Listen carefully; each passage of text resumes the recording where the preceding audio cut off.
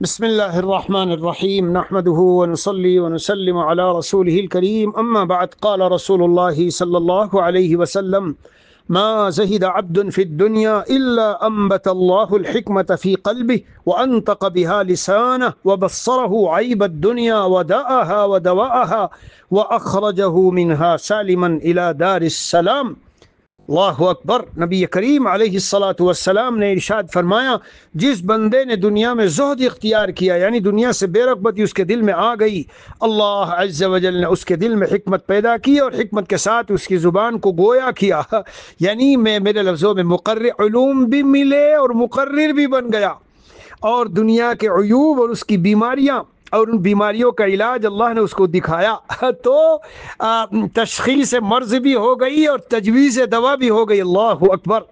اور اللہ نے اس کو دنیا سے اس طرح نکالا کہ تمام آفات سے حفاظت کے ساتھ دارالسلام جنت کی طرف چلا گیا۔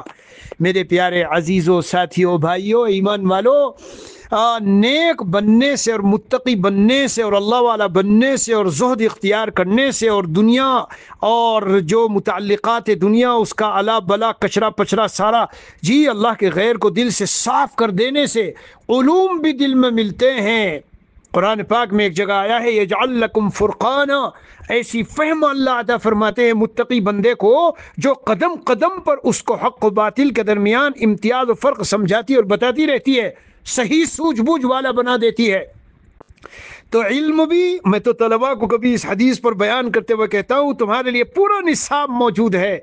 ہاں، علوم بھی ملیں گے اگر دل صاف ہوگا تو اللہ کے علم اور خاص تجلیات کا مورد بنے گا علوم، اور انطق بہا لسانہ، زبان کو گویا بھی کر دیں گے، مقرر بھی بہترین بنو گے، اور بہت سے دنیا کی بیماریوں میں مختلف روحانی بیماریوں کے جو بیمار ہیں وہ بیماریوں کا بھی پتہ چلے گا اور اس کے معالج بھی بن جاؤ گے۔ اللہ اکبر۔ اور آرام سے سلامتی کے ساتھ جنت میں چلے جاؤ گے۔ کیا قیمتی پیغام اور نصیحت ہے! اللہ ہمیں بس اس پر عمل کرنے والا بنا دے۔ وصلی اللہ علی نبی الکریم وعلی آلہ واصحابہ اجمعین والحمد للہ رب العالمین۔